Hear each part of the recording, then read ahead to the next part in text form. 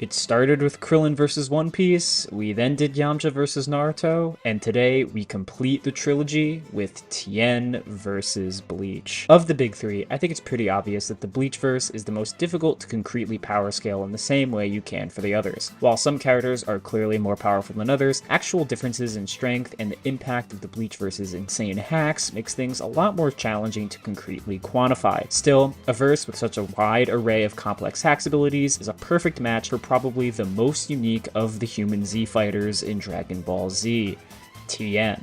Will the army of Soul Reapers, Quincy's, and Espada be too much for the Triclops, or will he be burying the verse in a square hole?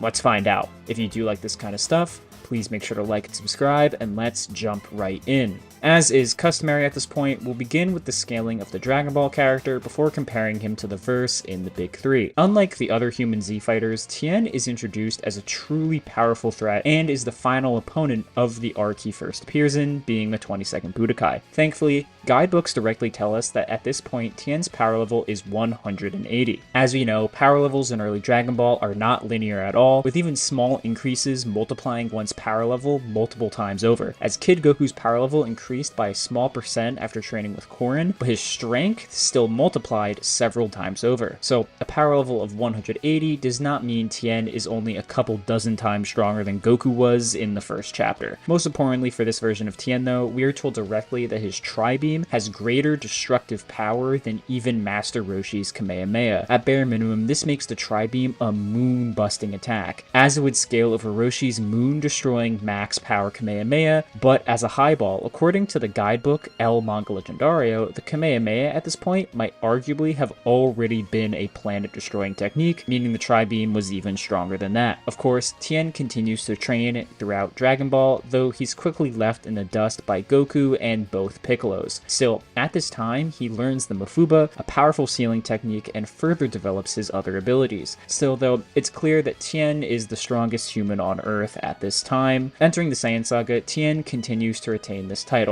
After preparing for the arrival of Nappa and Vegeta, Tien's power level skyrockets to 1,830, making him the second strongest person currently on Earth besides Piccolo and technically Gohan when he's angry. Of course, things don't go too well for him when he goes up against Nappa, who is roughly twice as strong as he is. Even his Tri-Beam is ultimately ineffective against the Saiyan, though this isn't really an L on Tien's part, as even Goku with a power level of 8,000 thought Nappa was exceedingly durable. Of course, over the next arc, Tien then spends his entire time on King Kai's planet, and in the anime continuity of events, he grows over 20 times stronger, as he's able to fight against the members of the Ginyu Force with power levels of 40 to 50,000. Now, just to be clear, when talking about the anime version of Tien, these feats are valid. The anime is a completely separate canon from the manga, and the non-manga events that occur are completely approved by Toriyama. Either way, at this point, he would at least be large planetary, if not reaching the dwarf star levels of power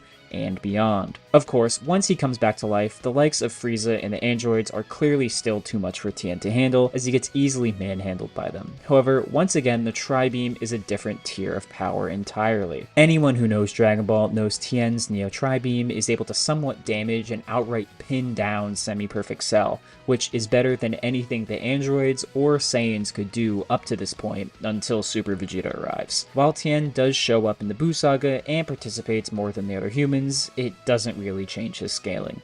All he does is stop a single ki blast from Boo-Tanks that was meant to kill Hercule and Dende, with a second blast making him instantly say he's useless, so his scaling doesn't change here. Tien does not scale to Boo in any way, shape, or form. Moving on to Dragon Ball Super though, Tien really doesn't get any more scaling until the Tournament of Power. In the lead up to the tournament, Tien is pretty consistently portrayed as the weakest guy on the team, barely being able to keep up with base Goku while fighting Gohan. However, as is the nature of Dragon Ball Super, it seems like Tien rapidly grew in power between this training and the actual TOP. In episode 106, Universe 7 is fighting this random sniper guy whose name I don't remember, but whose attacks are strong enough to blow off both of Piccolo's arms at once and be a threat to Ultimate Goku Gohan, Goku, and Vegeta. Tien, then using his multiform technique that splits his power into quarters, is able to both survive shots from this sniper without any visible damage and also overpower him with the tri-beam. I understand how that seems ridiculous compared to Tien's performance even a day prior, but what happened, and you can't like this hasn't happened in Dragon Ball Super before. Regardless, this means at worst that Tien is comparable to the likes of base form Saiyans,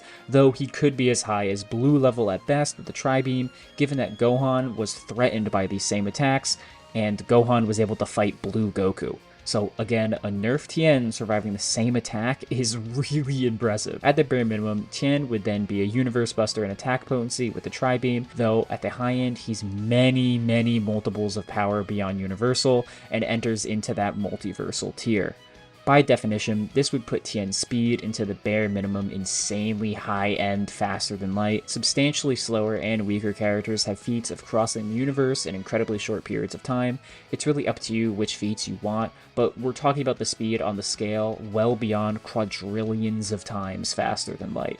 There isn't really much to say about hacks, as most of them are pretty self-evident as a Dragon Ball character, and any relevant hacks interactions will be brought up later. It's important to note that the Neo Tri-Beam now is not life-threatening to Tien anymore, as he can pop them without literally any fatigue in the Tournament of Power. That being said, will the champion of the Crane School be enough to handle the Bleach verse? Let's get into it. Firstly, just like any anime verse, a grand majority of characters are getting destroyed by Tien, even with just his Saiyan Saga scaling. I don't think anyone would disagree that aside from the high tiers, a grand majority of people in the Bleach verse are getting folded by Tien like this. Tri-beam! Firstly, before we get into the scaling of the high tiers, we do need to cover a primary misconception, and that's spiritual pressure. It's argued that Bleach characters are essentially invisible and intangible to the attacks of most characters from other verses due to the fact that they are spiritual in nature. Even within Bleach, though, characters like Chad, before they unlock any abilities, can damage and smack around hollows they can't even perceive with normal physical objects. Not only do Dragon Ball characters have higher levels of perception than Chad at this point, but Tien's is especially high in comparison to the average Z fighter. Furthermore, one of the main components of Ki is literally the spirit and soul. Therefore, Tien would be able to sense the spiritual energy radiating off the Bleach characters, even if he cannot see them outright. This also means that Tien is not getting his soul crushed by passive spiritual pressure, as his soul is relative to his actual attack potency and power. With that out of the way, let's go to Bleach's attack potency. For this video, we will be focusing on mostly manga and anime content for Bleach, as to be honest, the canonicity of the movies is its own can of worms that I don't have time to talk about today. Like I mentioned before, even pretty high tier characters are capped at levels of power drastically below Tien.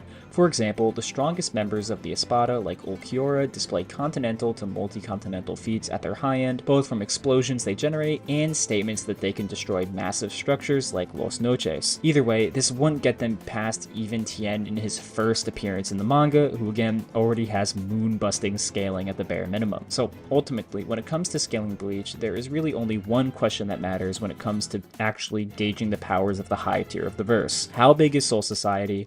Who can actually destroy it, and the other dimensions it's connected to, and how are they destroying it? You see, in Bleach, it's pretty unclear and definitely inconsistent what characters are talking about when they say the word Soul Society. So the question becomes, are they talking about just the giant city? Are they talking about the city and the planet around it? Or are they talking about the entire dimension containing everything? Data books imply that the world of Soul Society is just the Serite and the Rigonkai, and nothing else outside it, meaning it is still impressively a country-sized city. However, we know for a fact that things exist outside the city, and not only is it clearly on a planet with a curvature, but it has a sun and stars in the sky at night. However, based on statements, we can help narrow this down. For example, Yamamoto says his 15 million degree Bankai will burn the entirety of Soul Society. This implies to me that at best, Soul Society is just the planet, given that 15 million degrees would not be sufficient in destroying stars, given that they can exceed 100 million degrees. Still, Yamamoto isn't the pinnacle of the verse, as the likes of Yuha, the Soul King, Squad Zero, Blood War Aizen, and Ichigo, among others, should all be stronger than this. The problem is that aside from using higher feats, it's impossible to quantify how how much stronger they actually are. Now, notoriously, Yuha was going to destroy the human world, Mundo, and the Soul Society with his power after absorbing the Soul King. Again, depending on the size of these dimensions, this ranges anywhere from multiplanetary to universal 3 times over, giving him the extreme benefit of the doubt that he's referencing to the universes that contain each of these spaces. But there is a major issue, and it's that it's very unlikely Yuha is doing this through his own direct AP. You see, the main job of the Soul King is to keep a balance of souls between the human world and Soul Society. We are told repeatedly that undoing this balance will destroy both universes entirely. We know this balance can be disrupted pretty easily, as just Quincy's existing and eradicating souls instead of letting them pass on was nearly enough to cause this to happen. So when Yuha absorbs the power of the guy who's keeping that balance, it seems pretty clear that he wasn't just going to one-shot any of these realms with a blast of energy or something, and instead just let them collapse in on each other. So being unable to use that feat, for a high end, there are statements in the anime for Squad Zero being able to shake heaven and earth of the 3 universes with their power. This would grant them multi-solar system levels of power, as shaking something requires far less energy than destroying it. To be absolutely fair though, what we see from the feat is just the planet Earth and the Soul Society city being shaken rather than the entire universe or Mundo at all. So for AP, Bleach sits between multi-continental to planetary, with high-end interpretations of multi-solar system to an extreme high-end of universal. Speed though is weird. There are a bunch of attacks in Bleach referred to as spiritual light, but proving this works as the same as real life or moves at the same speed is essentially impossible. It's even established they can move at different speeds, so it becomes entirely arbitrary to assign one of these attacks as being the first one that's actually light speed. Furthermore, Bleach doesn't actually have any solid multipliers to scale speed that way. Bankai are not like Super Saiyan forms that multiply all stats in the same way every time, as it simply increases the vague term of combat ability by 5 to 10 times. We see this fully when Ichigo's Bankai really only increases his speed. Still, there are calculating characters to a couple dozen times faster than light, with anyone stronger being just unquantifiably above that. With that being said, will this be enough to defeat Tien? Let's get into it. So already, even just Cell and Busaka Tien would already be drastically above most scales for the Bleachverse. Even if attack potency is similar, Tien is embarrassingly faster than everyone in the verse. If we take high-end interpretations of Bleach, the main problem is that most characters don't scale to that level of power, and granting Tien the same benefit of doubt means once again drastically outscaling anything Bleach has ever done. Again, second form Frieza universal statement. Understanding that Tien is so much stronger and faster means that Bleach is in a really tough spot even with the versus hacks. Everyone there is pretty much instantly getting blasted with an attack before they can react that splits them apart by their very atoms, spiritual or otherwise. While Yuha's ability to choose between futures or Aizen's hypnosis are both very powerful abilities, both of them require conscious use and perception to activate. We see very clearly that Yuha is not always looking into the future at all times, and clearly does not see every possibility play out, so to say he can choose timelines where he somehow survives getting killed by Tien requires him to actually be able to react to Tien, which he pretty much can't do.